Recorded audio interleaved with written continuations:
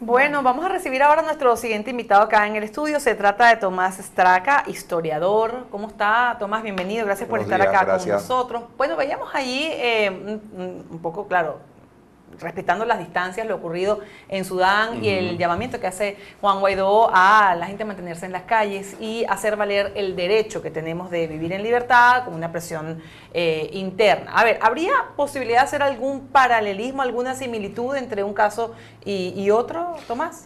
Bueno, habría que estudiar con más detenimiento el caso de Sudán. De Sudán yo manejo en particular muy poca información, de tal manera que a mí me agarró un poco de sorpresa, como creo que le agarró a buena parte de la gente. Aquello que parecía una dictadura inamovible, Sí. de repente se vino abajo como un castillo de naipes, lo que es una característica de ese tipo de regímenes autoritarios. Uno cree que son monolíticos, que aquello no se puede resquebrajar por ningún lado, y luego basta que alguien por un resquicio, por una pequeña grieta, quite un naipe, quite una baraja y se desmorona. Seguramente en Sudán había varias cosas que podían parecerse. El gobierno de Sudán era tremendamente discutido en el mundo, censurado por buena parte de la comunidad internacional, inclusive con acusaciones bastante más severas que las que nosotros estamos presenciando del caso venezolano. Era un gobierno que ha durado muchísimo tiempo, había una oposición que desde afuera se veía más débil de la que hay aquí en Venezuela, inclusive la impresión que daba es que aquello estaba controlado por las malas, pero controlado de una forma mucho más contundente. Como decía el general Franco, que yo creo que viene muy al caso para esta circunstancia, atado y bien atado, como decía Franco, que duró 40 años con España, atada y bien atada.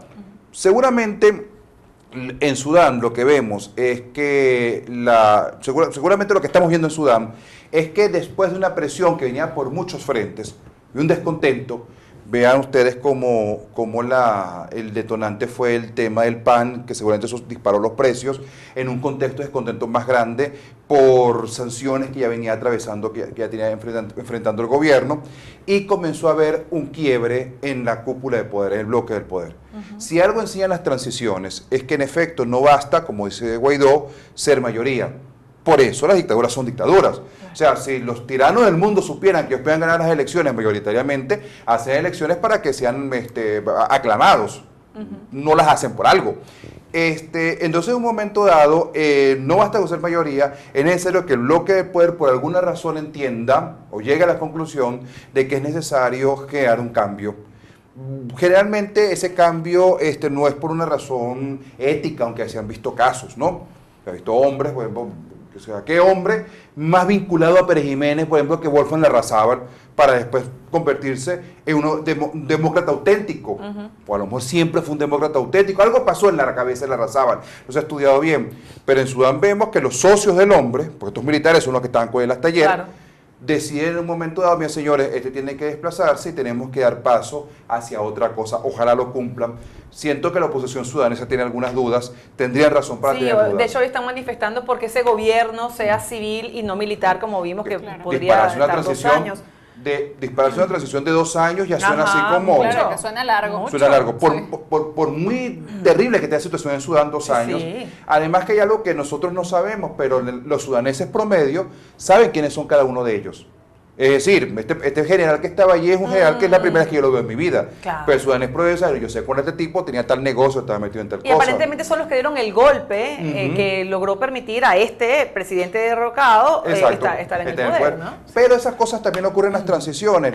Si la transición es pacífica en mayor o menor medida, si la transición es más o menos ordenada, tú necesitas pactar con algunos de los que están, porque generalmente las transiciones las llevan adelante las personas que ya están en el poder y que deciden, o en todo caso negocian, dar ese quiebre. Profesor, muchas veces se compara la situación actual de Venezuela con la que se vivió, por ejemplo, en el 58, cuando se derrocó la dictadura de Pérez Jiménez. ¿Qué ha cambiado en las características de la sociedad venezolana y del desarrollo de los acontecimientos políticos? ¿Se puede comparar o no lo que pasaba en el 58 con lo que ocurre ahora, y el desarrollo y el desenvolvimiento podría ser similar? Mira, similar, bueno, puede haber, hay elementos muy similares, hay elementos que son distintos, unos a favor y en contra de que se mantenga o que el poder se resquebraje. Sin duda, el día de hoy, el movimiento democrático en Venezuela es comparado, o sea, libra a libra, como se compara a los boxeadores, es infinitamente más musculoso que el año 58. Esto nos puede parecer sorprendente, pero el año 58 la sociedad venezolana está en términos generales convencida. Uno ve los estudios, un famoso informe de la CIA de diciembre del 56, pero Jiménez los próximos 20 años mínimo. Eso parecía completamente acabado. O sea, nadie apostaba a nada en el año 58 de que podía haber un movimiento democrático de esta misma naturaleza. Pues, ¿qué nos diferencia del 58? Una experiencia democrática de 40 años.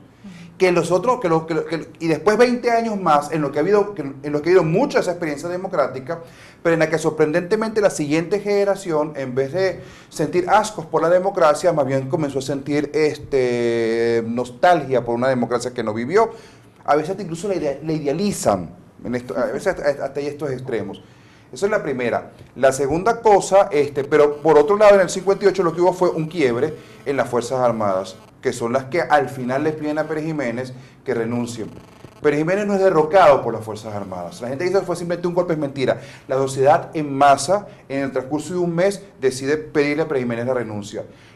Lo que ocurre el 1 de enero, que es el golpe del 1 de enero de Hugo Trejo y esta gente de la aviación, y algunos de algunos de la infantería, que demostró que algo no estaba tan monolítico en torno a Pérez Jiménez. Lo que pasa en la noche del 22 de enero es que el nuevo alto mando militar que ya ha nombrado a Pérez Jiménez le dice, mire, esto no se puede controlar, tenemos que usted vaya a hacer el poder. Hacen un gobierno como el de Sudán, que es una junta militar, la gente sigue protestando el 23 de enero, que es lo que pasa, sacan a 2 militares y meten a 2 civiles y dicen que van a llamar a elecciones.